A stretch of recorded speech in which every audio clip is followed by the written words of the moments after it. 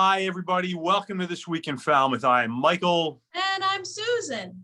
And here we are in the office together.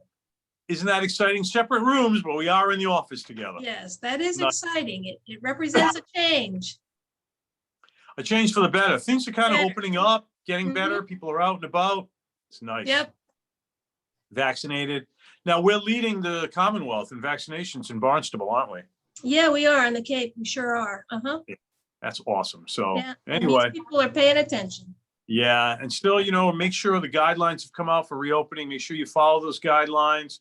Hopefully before too long, we'll be back to normal. And I think it'll be a very robust summer season based on all the indications, that's for sure. It looks like it's probably going to be. Yes, yes. Yeah. And if you're interested in coming to the Cape, make your plans now. Yes, right. So anyway, lots of info, falmouthchamber.com, always being updated. Guidebooks will be in next week, the new guidebooks for the 2021-2022 season. And more stuff happening. So what's up for this week in Falmouth? So for this week, we're going to start on this evening, actually, 7 p.m., presented by the West Falmouth Library, The Evolution of the Cape Cod House. This is actually presented by Martha's Vineyard architect Patrick Ahern. Sometimes the most iconic, charming styles of architecture are born from necessity. Tune in as local and top classical architect Patrick Ahern reveals how the Cape Cod style home has evolved from a cozy one-floor rectangular structure with low ceilings and a large central chimney into a classic icon whose architectural adaptability and grace continues to stand the test of time. Absolutely. And you can see the changes. I mean, even within my lifetime, a lot of changes in what was considered the classic Cape Cod house. Yes. Yes. This program is the second in a spring and summer series curated by the library, Quintessential Cape and Islands. That's neat. On again this evening from 7 to 8 p.m., Falmouth Museums on the Green is presenting one of their virtual talks. This is Jefferson's Daughters with Catherine Carrison. Nice. He had 3 daughters. 2 were born from his married wife, and 1 was from Sally Hemings, his slave wife, I guess. Common law, I guess, right? Yeah. They had a privileged upbringing, and the 2 that were born of his wife lived with their father during his diplomatic posting in Paris and received a fine convent school education. Harriet, the only surviving daughter of Jefferson and Sally Hemings, grew up with her 3 brothers and large extended family in Monticello. And her life was not the same as her sister's. And when she was 21, she ran away with his knowledge to DC and passed into white society as a free woman. And of course, it's not until relatively recently that we, discovered the whole Sally Hemings connection and all the kids and everything like that. So yeah, now it's just regularly established fact, and that more and more people are talking about really the 2 families of Jefferson, and actually the 2 branches of the family get together for reunions at Monticello. So it's kind of wonderful that after all this time that the 2 sides, 2 families have accepted and gotten to know each other and making some real progress in telling the real story down there. So because they're all related. Yeah. On Thursday, April 22nd through Saturday, June 5th, is an exhibition at the Cahoon Museum of Art. And this is Jackie DeReeder and Kate Nelson presenting their most recent abstract paintings and sculptures in a colorful, bright, and uplifting exhibition. Excellent. DeReeder's sculptures are created by using an innovative process that transforms flat painted fabric into dynamic 3-dimensional forms. Wow.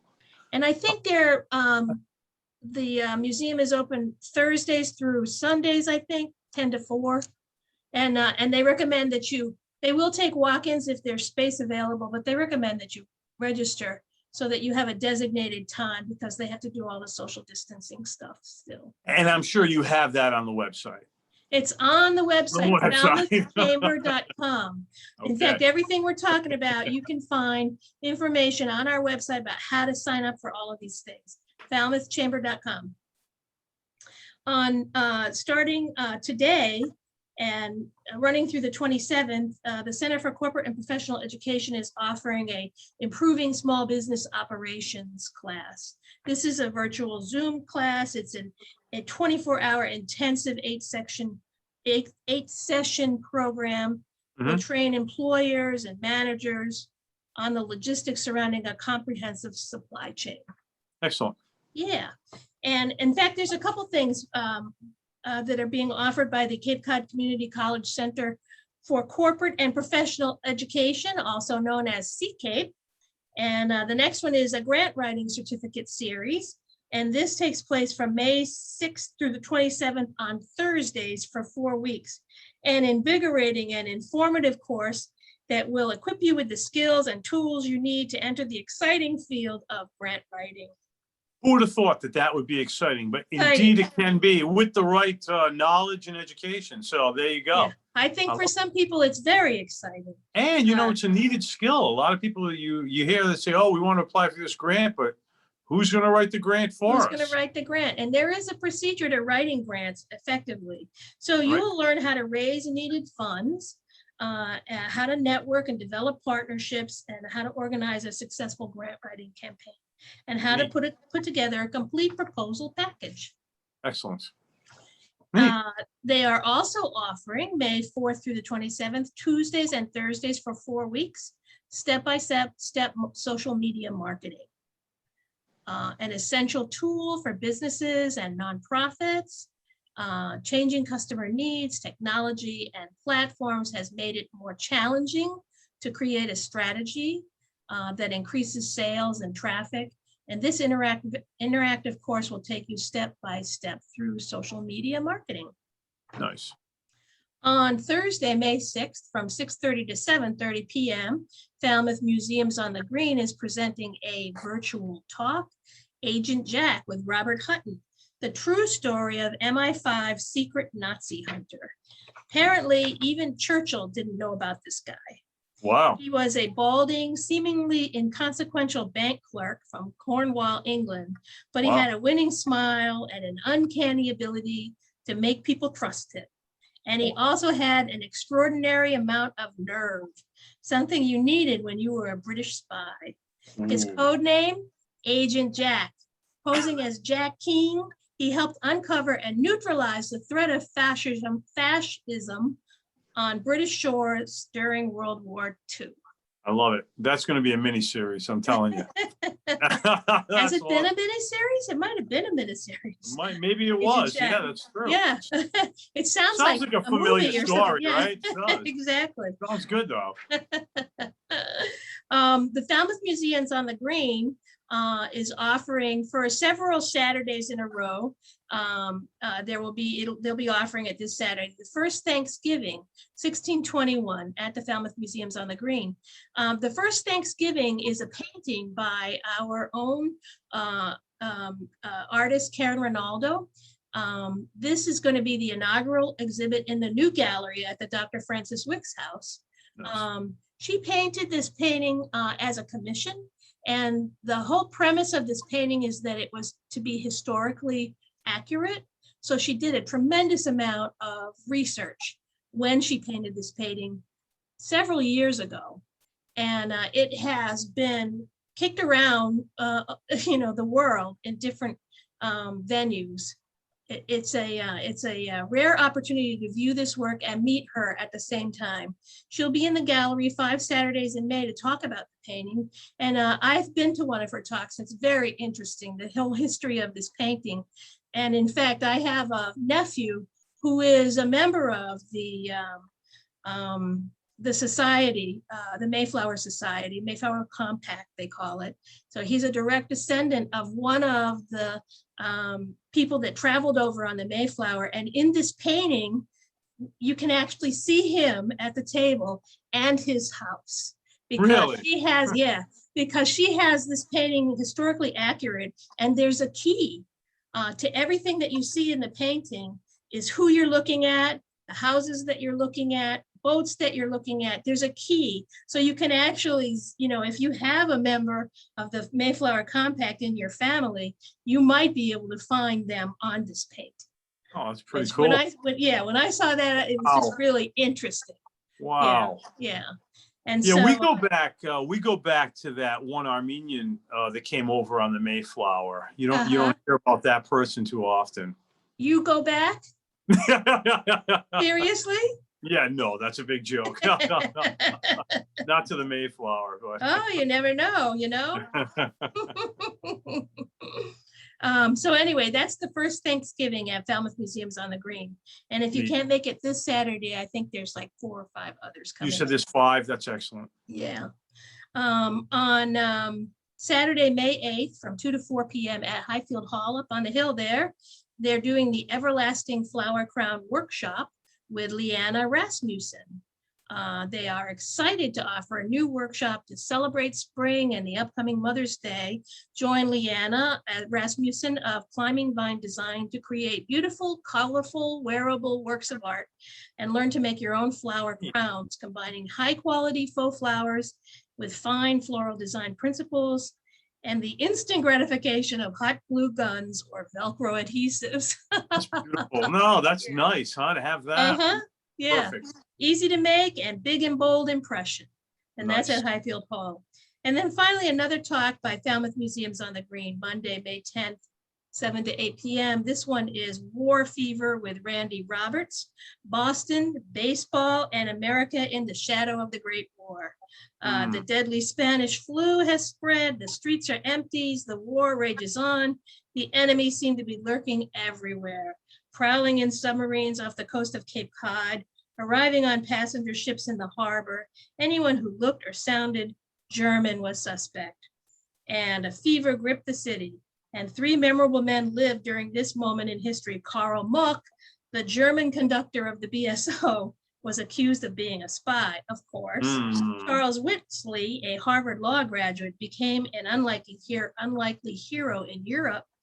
And Babe Ruth, who was poised to revolutionize the game he loved and become the most famous baseball player of all time. Together, they offer a gripping narrative of Boston, America at war, and American culture in upheaval. It kind of makes COVID sound easy, right? Compared to that, Spanish flu, war. Yeah, I mean, there's wow. all of it. Yeah.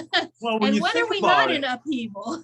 yeah, you think about like these trying times, how they Yeah. happen over and over again. Yeah, It's like, yeah, we have wow. always had some trying time. I mean, every country does at some point or Yeah. another. Yeah, nothing is smooth when you're dealing with human beings. That's Yeah. true. Very true. So I also want to talk about the blood drive that Cape Cod Healthcare is has slated for Wednesday, May 5th, 10 a.m. to 4 p.m. at the Cape Cod Healthcare Building on Edgerton Drive in North Falmouth.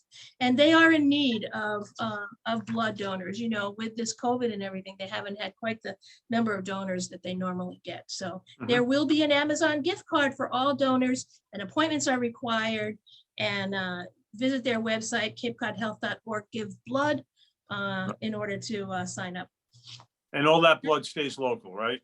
All that blood stays on the Cape. Any blood given on the Cape stays on the Cape. Great. Yeah. Make a difference. That's great. Yeah. And that's it. So I think otherwise the weather's getting better. Still all the great outdoor things to do. I know you're updating the website constantly as new things come.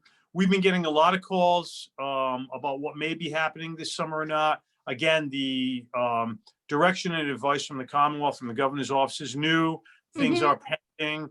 As you've read, they're hoping for a full reopening 100% August 1st. That's obviously subject to change sooner or later, depending.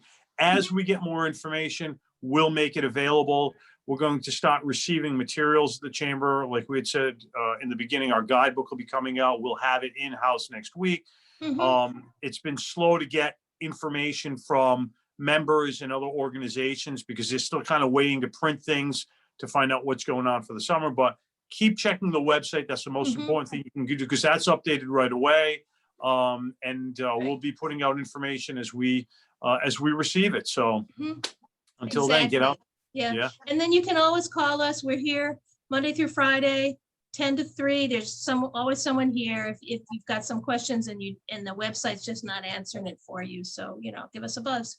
Yeah, and if you need materials, you can call ahead. You can come knock on the door. We're in the Mhm. process of installing a doorbell, which by next week in Falmouth, we'll be saying that the doorbell is installed. So, Uh-huh. we've had more and more people coming and calling. And I think to Susan's point too, in the beginning of this, if you're coming to the Cape this summer, you better make your reservations because it's filling up pretty fast. It is filling up fast. That's everything I've heard says the reservations are fast and furious this summer already. Yeah. So, So yeah. it's going to be busy. So anyway, so make it a great week. Hey, enjoy the burgeoning spring and make it a good week. Hey.